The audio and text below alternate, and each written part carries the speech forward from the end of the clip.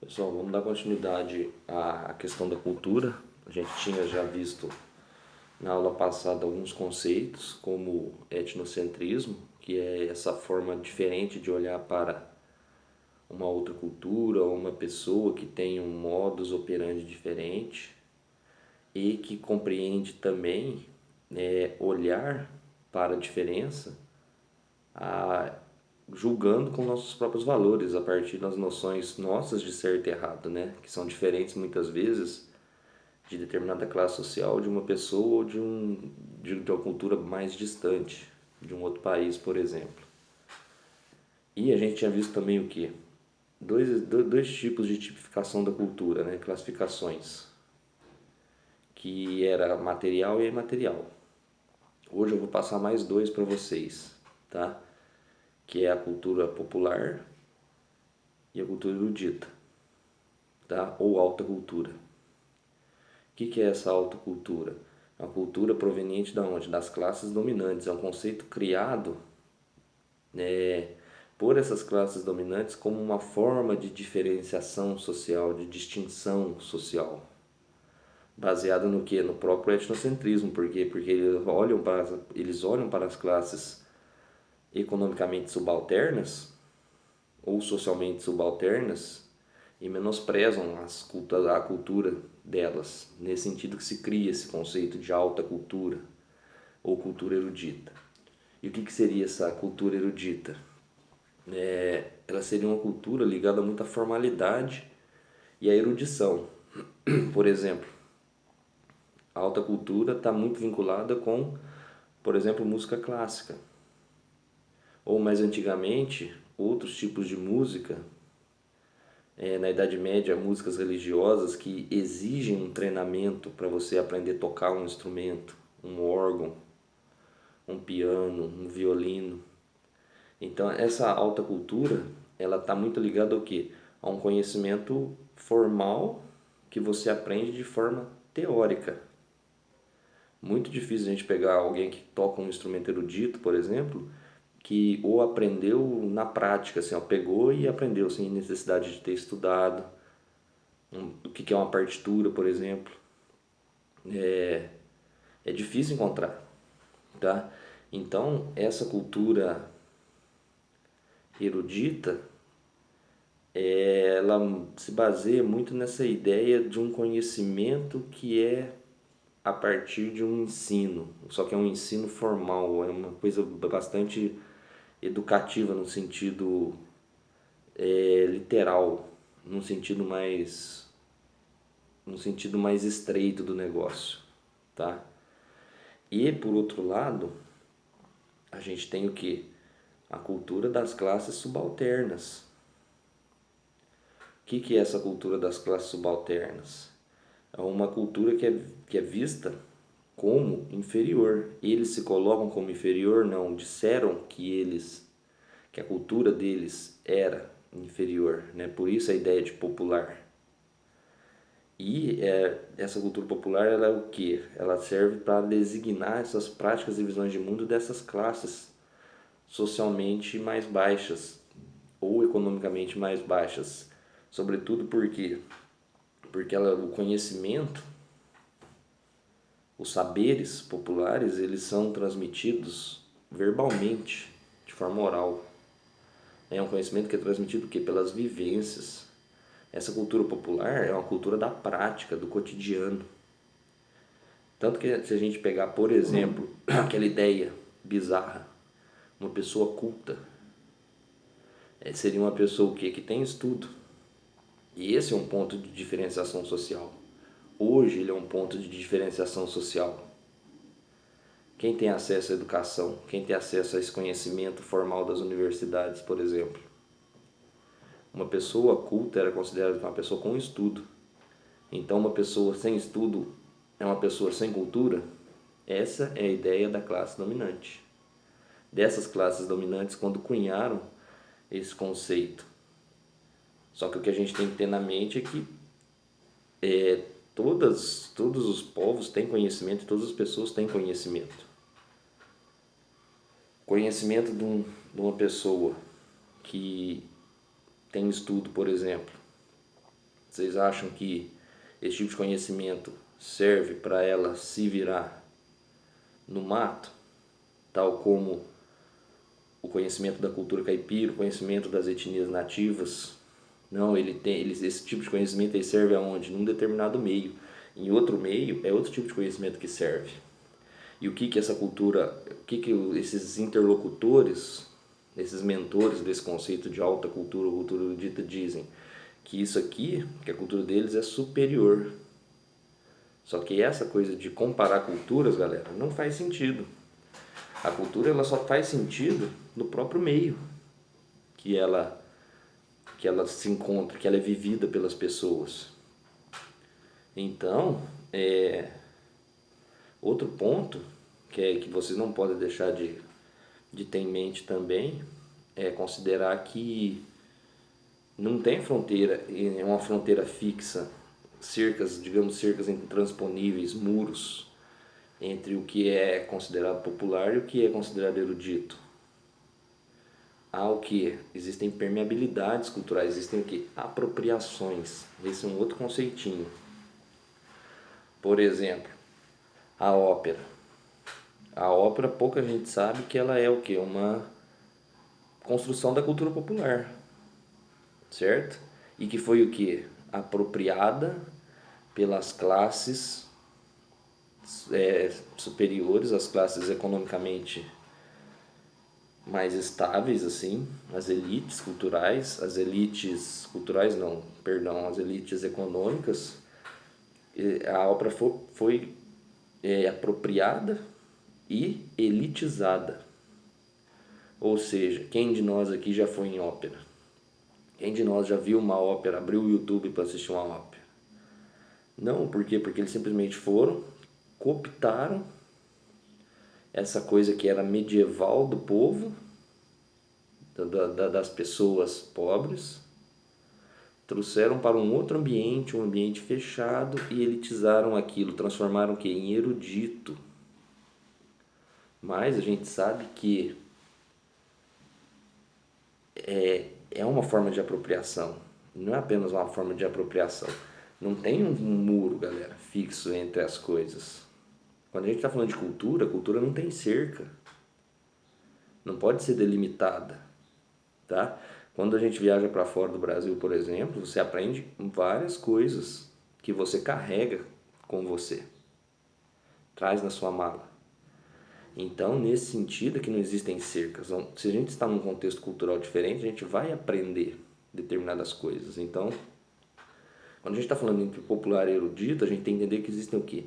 Permeabilidades entre os dois níveis. Este absorve e este absorve, tá? Então, o que é essa ideia? Que é um outro conceitinho que eu vou passar para vocês. É o conceito de circularidade cultural. As ideias, práticas e visões de mundo, elas circulam entre as N classes sociais. E, ao circularem, elas são absorvidas. Do ponto de vista do indivíduo, ela pode ser absorvida ou não. Mas há uma absorção desse encontro. Então, por exemplo, quer ver? Tem um livro muito interessante que chama Cultura Popular na Idade Média e no Renascimento, de um linguista russo, que chama Mikhail Bakhtin. Ele estuda o que? O carnaval. O carnaval que durava até 3 meses na Idade Média. E nesse carnaval, a troca de ideias, as absorções culturais era muito grande entre a nobreza e os camponeses, entre servos e os senhores feudais, tá? Então, o Bakhtin, as ideias o que? Por meio do carnaval, elas circulam, e elas circulam mais livremente do que no cotidiano normal das pessoas, porque a festa normalmente ela é o que? Ela é uma ruptura com o cotidiano, ela sai do eixo normal da vida e abre brecha para outras coisas, tá? Então, nesse sentido, tem outro livro muito interessante também, esse eu tenho, que é o Queijos Vermes. Até separei ele aqui para vocês. Do Carlo Ginzburg, que é um historiador italiano. Ele estuda um sujeito, lá no comecinho da Idade Moderna, tipo 1580, mais ou menos.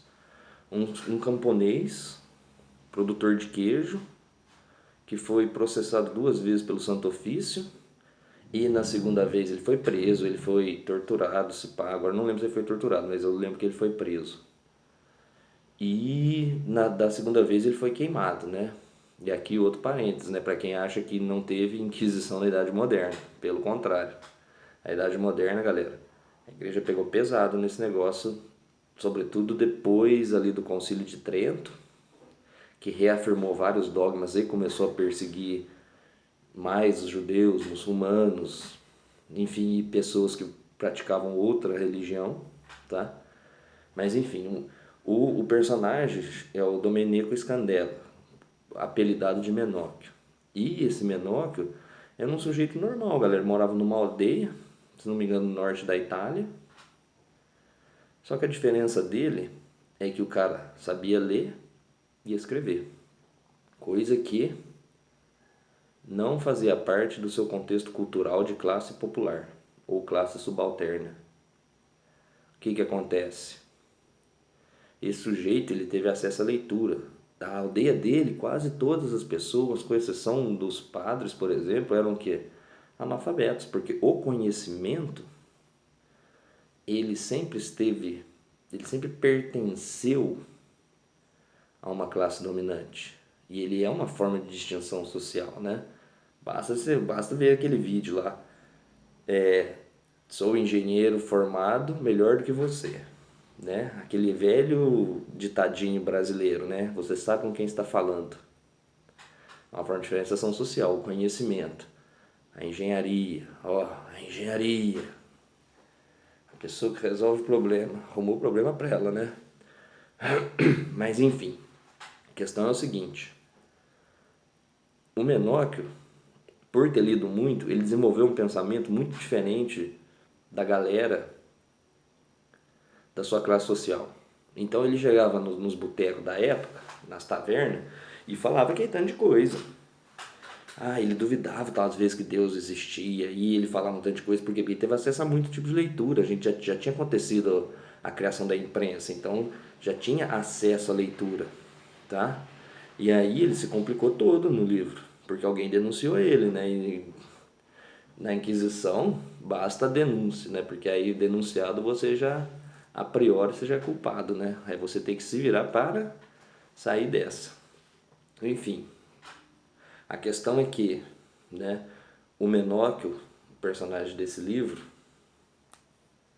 esse sujeito que viveu no século XVI, ele era um camponês de uma cultura popular, só que ele tinha o quê? O conhecimento dessa tal erudição, que era o quê? A leitura, o acesso a livros. E por isso ele se complicou também, né? Obviamente. Só que vejam como se dá a circularidade cultural. O sujeito de uma classe subalterna, ele teve acesso ao que é uma coisa que era tipicamente da cultura erudita, ou é tipicamente da cultura erudita, né, das classes dominantes. Então esse é o conceito de circularidade cultural. Não existem muros entre culturas. As culturas, elas são absorvidas pelas pessoas da forma como elas acham melhor. E essa é a questão, tá? Dando continuidade, tem um outro conceito de cultura que é extremamente importante passar para vocês também, que é de um antropólogo dos Estados Unidos, né? Um dos raros intelectuais dos Estados Unidos, porque os Estados Unidos importam intelectuais. O indivíduo se destaca na Índia, na China, no Brasil, ele é convidado para ser professor lá, na universidade. O Gertz é um antropólogo ali da metade do século XX e que vai trabalhar com cultura, tá? E a questão é que ele é muito influenciado pelo Weber, que a gente já estudou. E lembrem, o Weber ele buscava o quê? O que motiva as ações das pessoas, né? O que faz as pessoas agir de determinadas maneiras, que é o conceito de lá de ação social. Certo? E o Goethe é muito influenciado pelo Weber. E o Goethe está escrevendo ali, 1950, 1960, 1970. E ele vai trazer um conceito de cultura que ele é, no meu entendimento, é um conceito mais profundo de cultura. Porque ele vai dizer o quê? Que a cultura é o quê? Um sistema de símbolos que nos controlam de uma certa maneira, né? Que está interiorizado em nós, que nós aprendemos, e que faz com que nós entendemos o mundo, né? Porque o que é um símbolo, galera? Um símbolo é qualquer objeto, qualquer ato, linguagem que tem uma concepção, que tem um significado. Então, por exemplo, quando eu faço assim, culturalmente, vocês sabem o que significa. Do mesmo jeito, quando eu faço um outro símbolo, vocês entendem. Esses emotions, por exemplo, do WhatsApp. Quando manda pra gente, a gente entende. Ao automaticamente a gente entender o que significa esse símbolo, é porque você entendeu o significado. E a cultura por Goethe é o quê? É esse conjunto de significados, que é muito mais profundo do que simplesmente a gente pensar que a cultura é o quê? É arte, política, religião. Não. A cultura é a base da casa, em cima dela que estão essas coisas, arte, política, religião. A cultura é a infraestrutura desse negócio, porque é o conjunto de símbolos que fazem a gente ver o mundo. Então, por exemplo, pegando de novo o livro. Eu pego o livro. Vocês já entenderam o que significa esse livro? Não o conteúdo interno dele, mas o livro em si. Tipo, você olha para uma... Você quer abrir uma porta. Você olha para onde? Para a maçaneta, você já sabe que não é uma maçaneta. Certo? Você olha para um travesseiro no quarto de vocês, você olha para o quarto de vocês, você olha para uma parede, você já sabe que é uma parede. Você sabe o que é um interruptor, para que serve. É a relação, signo e significado, só que a cultura é tudo isso, né? Então, para o Goethe, é interessante pensar a cultura como uma matrix, que são todos códigos que a gente aprende, por onde a gente olha. Você sabe que você bate o olho na cama, você sabe que é uma cama e o que fazer com ela. Você não vai fazer uma outra coisa. Então a cultura é esse conjunto de símbolos que tem significados, é como se fosse uma teia. Uma teia de significados criada por nós, compartilhada e transmitida por nós e vivenciada por nós. O ser humano é um animal que pensa por signos, por símbolos e sabe seus significados. Então o Goethe fala desse negócio da teia e é interessante para a gente pensar, sobretudo, a teia como a cultura e nós como as aranhas. A gente caminha e sabe onde caminhar. Tudo que a gente sabe é transmitido culturalmente. Então a cultura é quase uma matrix, é um sistema. E o Goethe inclusive chama a cultura como um segundo código genético, quase, entre aspas, tá? Não é uma coisa biológica. Porque é ela que faz de nós seres humanos. É uma coisa que está muito interiorizada. É quase um sistema de linguagem. Quando vocês olham, por exemplo, aqui a minha camiseta, ó, RAM. Você já bate os olhos aqui, você já sabe que é o R. Por quê? Porque você aprendeu esse símbolo. E tudo são símbolos.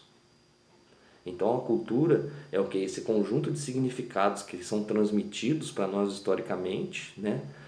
Que incorpora esses símbolos e por meio dos quais as pessoas se comunicam. Então eu já sei que uma cadeira é para quê? Para sentar. Eu sei que no semáforo, no farol, quando está vermelho, tem que parar o carro. A gente sabe tudo, então imagine a codificação que é tudo isso que a gente aprende, né? Regras de esporte. Por que eu não saio, quando eu estou jogando futebol, por que eu não saio das 4 linhas? Porque eu já aprendi aquele símbolo. Então cultura é esse conjunto complexo, muito complexo de símbolos que determinam como eu vou agir também. É lógico que não quer dizer que eu seja um escravo da cultura, que eu estou preso à cultura. Não, o próprio Goethe coloca que as pessoas elas interpretam estes símbolos. Não quer dizer que todos são escravos da cultura, senão todo mundo seria igual, todo mundo pensaria igual. Aí eu falaria para vocês, qual é o filme mais louco que vocês já viram? Todo mundo tem que responder a mesma coisa, porque seriam culturalmente iguais. A cultura aproxima as pessoas, só que tem as particularidades, né? Cada um tem a sua própria subjetividade, tem seus próprios gostos, né? É a famosa pessoalidade, né? Ou a personalidade no contexto da psicologia. Mas, galera, é isso. Esse conceito de cultura do Goethe, ele é mais profundo, porque ele não é apenas falar apenas que são manifestações de determinados povos que exibem suas formas e visões de mundo. Ela determina o que nós somos. A cultura é um negócio que está para baixo. É ela que permite a construção da religião, da arte, da política, dos esportes, de tudo. É um sistema de símbolos, ou seja, um sistema simbólico. E que até mesmo determina os nossos gestos corporais. Quando pega, por exemplo, o cabelo e coloca atrás, puxa ele para trás da orelha, isso é uma coisa cultural. Não é, não adianta a gente pensar que o sujeito lá na Idade Média ou na época do Menóquio, ele fazia isso.